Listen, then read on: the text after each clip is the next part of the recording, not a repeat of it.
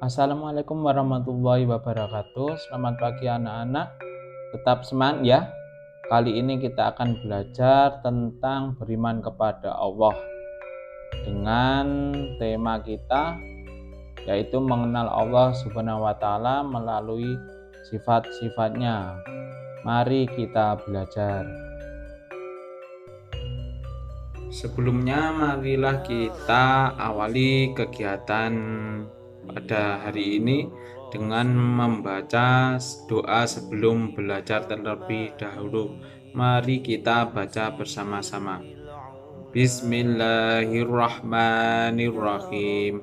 Asyhadu an la ilaha illallah wa asyhadu anna Muhammadar Rasulullah.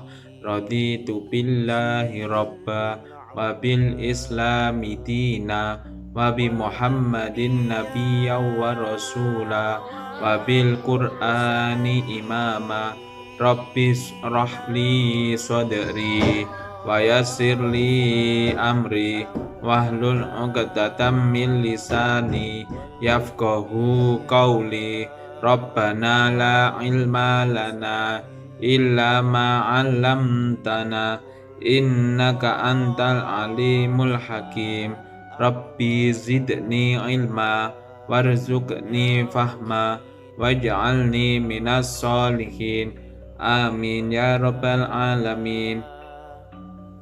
Baik anak-anak, sebelum kita mulai pelajaran, saya akan membacakan capaian pembelajaran pada bab ini, yaitu peserta didik memahami sifat-sifat bagi Allah, beberapa asmaul husna, mengenal kitab-kitab Allah, para nabi. Selanjutnya tujuan pembelajaran pada bab ini yaitu 1. Peserta didik dapat memahami beriman kepada Allah Subhanahu wa taala. 2. Peserta didik dapat memahami sifat-sifat bagi Allah Subhanahu wa taala. 3. Peserta didik dapat menyebutkan dalil naqli tentang sifat-sifat bagi Allah Subhanahu wa taala. Yang keempat, peserta didik dapat menyajikan contoh perilaku yang mencerminkan beriman kepada sifat-sifat bagi Allah Subhanahu wa taala. Selanjutnya anak-anak, mari kita pahami peta konsep pada bab saat ini, yaitu beriman kepada Allah itu bisa dengan melalui sifat-sifatnya, melalui Al-Quran, melalui Asmaul Husna. Yang akan kita pelajari pada saat ini adalah sifat-sifat Allah. Sifat-sifat Allah itu ada 3. Yang pertama sifat wajib, yang kedua sifat mustahil, yang ketiga sifat jaiz. Baik anak-anak, sekarang cermatilah gambar berikut ini. Gambar 1, gambar 2, gambar 3. Ayo coba hubungkan dengan bab kita saat ini, yaitu tentang beriman kepada Allah, terutama melalui sifat-sifatnya. Coba dihubungkan. Baik anak-anak, setelah kalian tadi melihat gambar dan mencoba menghubungkan dengan tema kita, yaitu beriman kepada Allah melalui sifat-sifatnya, sekarang kita akan mempelajari tentang pengertian beriman kepada Allah Subhanahu wa taala. Iman merupakan dasar bagi kehidupan manusia. Tanpa iman, manusia tidak akan mempunyai kehidupan. Tanpa pegangan hidup, manusia akan tersesat, yaitu jauh dari kebenaran dan kebahagiaan. Kata iman berasal dari bahasa Arab, yaitu amanah, yang berarti percaya. Menurut istilah ilmu tauhid, iman artinya percaya dalam hati, mengucapkan dengan lisan, membuktikan dengan amal perbuatan.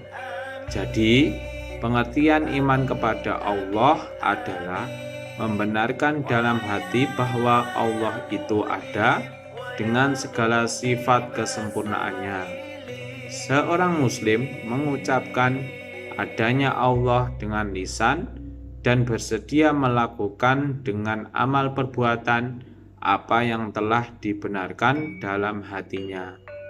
Seseorang dikatakan beriman kepada Allah apabila unsur tersebut telah dipenuhi. Tetapi kalau hanya diucapkan saja, sedangkan hati dan perilakunya belum menggambarkan orang yang beriman, maka orang tersebut belum disebut beriman kepada Allah, karena unsur tersebut tidak dapat dipisah-pisahkan. Selanjutnya berkaitan dengan pernyataan di atas, bila terjadi pada seseorang yang antara hati dan perbuatan bertolak belakang atau tidak sesuai, atau lain di mulut lain di hati, maka orang tersebut disebut munafik. Sedangkan yang tidak percaya kepada Allah disebut kafir. Pengertian iman kepada Allah itu meliputi a.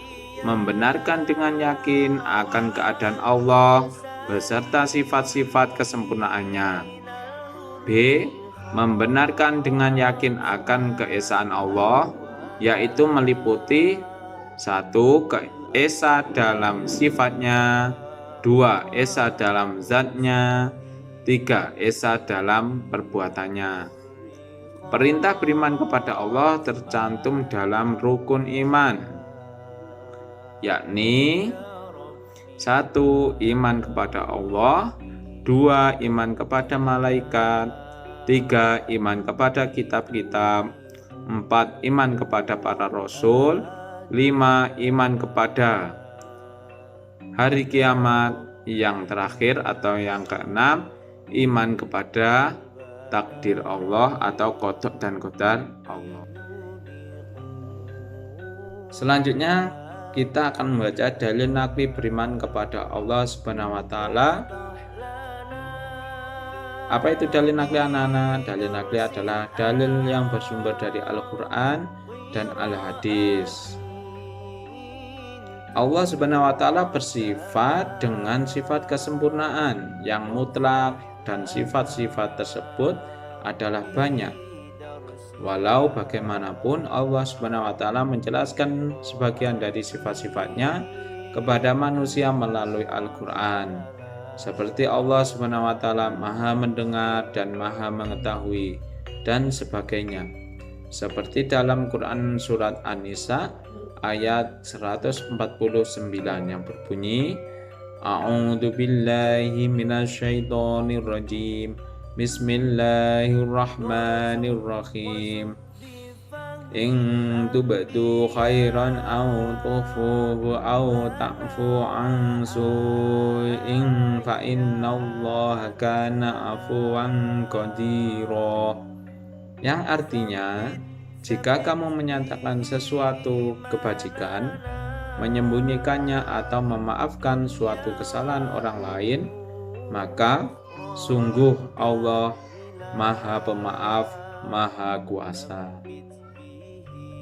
Selanjutnya kita akan mempelajari sifat Allah yang pertama, yaitu sifat wajib Allah Subhanahu wa taala. Apa itu anak-anak sifat wajib Allah? Sifat wajib Allah yaitu sifat kesempurnaan yang pasti dimiliki Allah. Sifat wajib Allah ada 20, yaitu 1. Wujud, yang artinya ada.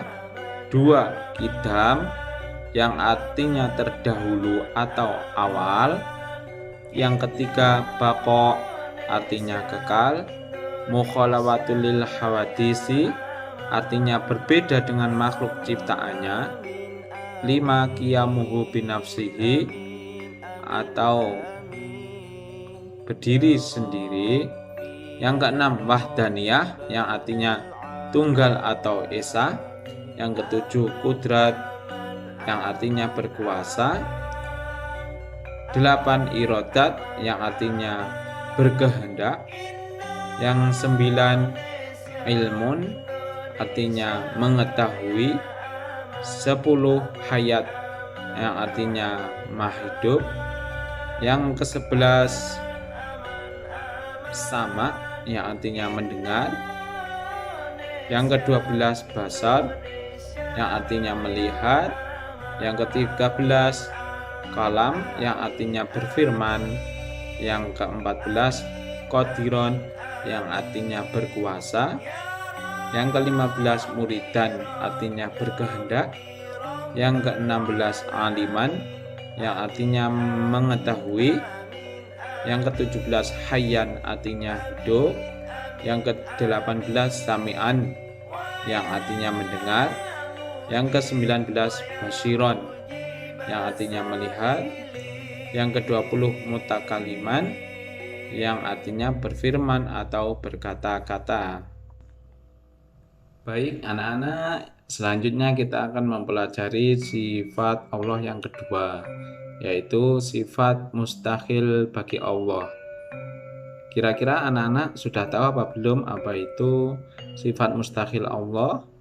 Sifat mustahil Allah yaitu sifat yang tidak mungkin dimiliki oleh Allah. Sifat mustahil Allah juga ada 20. Apa saja anak-anak? Mari kita baca. Sifat mustahil Allah itu yang pertama, adam, yang artinya tiada atau bisa mati.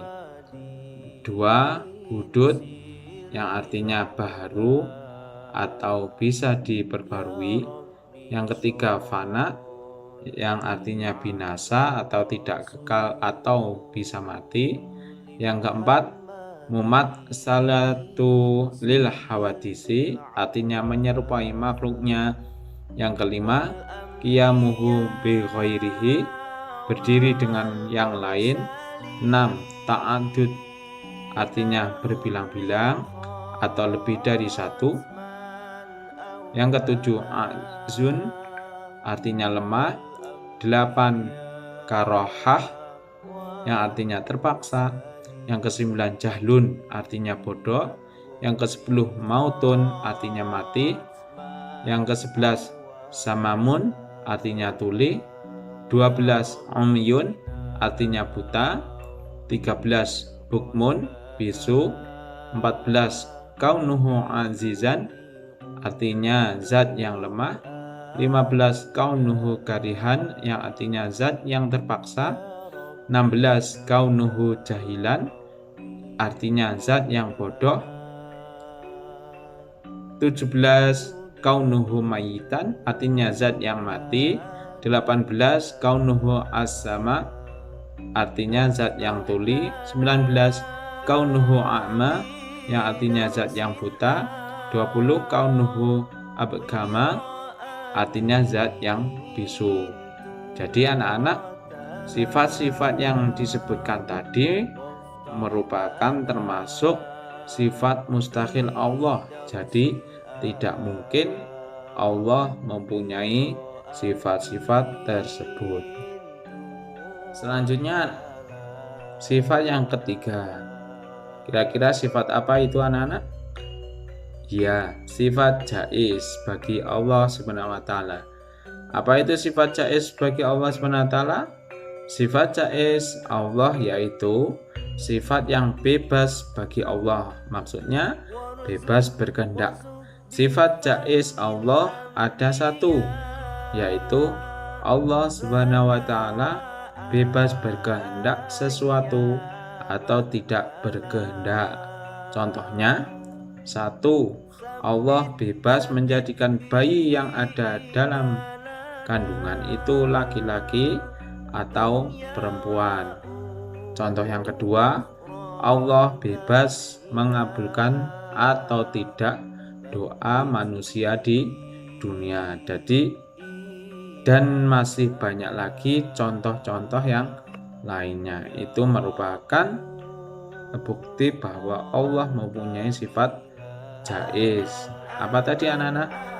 Yaitu Allah SWT bebas berkehendak sesuatu atau tidak berkehendak. Yang berikutnya yaitu adalah contoh perilaku yang mencerminkan beriman kepada sifat-sifat bagi Allah Subhanahu wa Ta'ala. Jadi ketika kita tadi sudah beriman kepada sifat-sifat Allah, pasti akan membentuk perilaku keseharian kita. Banyak sekali perilaku yang akan muncul.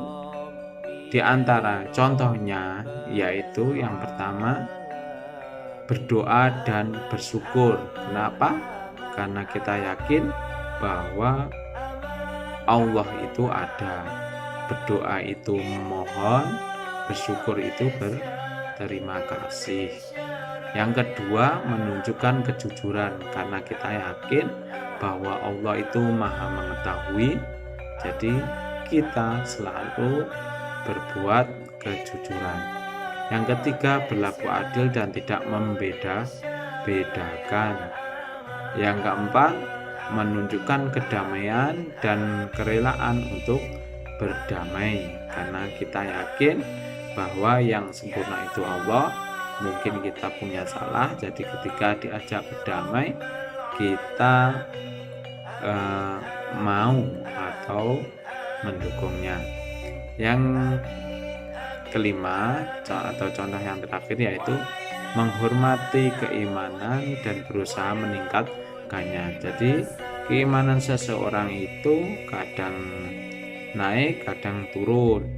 Ketika kita itu meyakini akan sifat-sifat Allah yang dijelaskan tadi, itu bisa meningkatkan keimanan kita kepada Allah. Selanjutnya yang terakhir adalah hikmah kita beriman kepada sifat-sifat Allah Subhanahu wa Ta'ala. Yang pertama, memahami Allah dengan lebih baik. Dengan mengetahui sifat-sifat Allah, kita dapat memahami lebih baik tentang Tuhan dalam agama Islam. Ini membantu kita merasa lebih dekat dengan Allah dan mengenalnya dengan lebih baik. Yang kedua, menghormati keunikan Allah. Mengetahui sifat-sifat wajib Allah membantu kita untuk menghormati keunikan Allah sebagai satu-satunya Tuhan. Ini mengajarkan kepada kita untuk tidak menyekutukan Allah dengan dewa-dewa lain. Yang ketiga, menghargai kekuasaan dan kebijaksanaan Allah.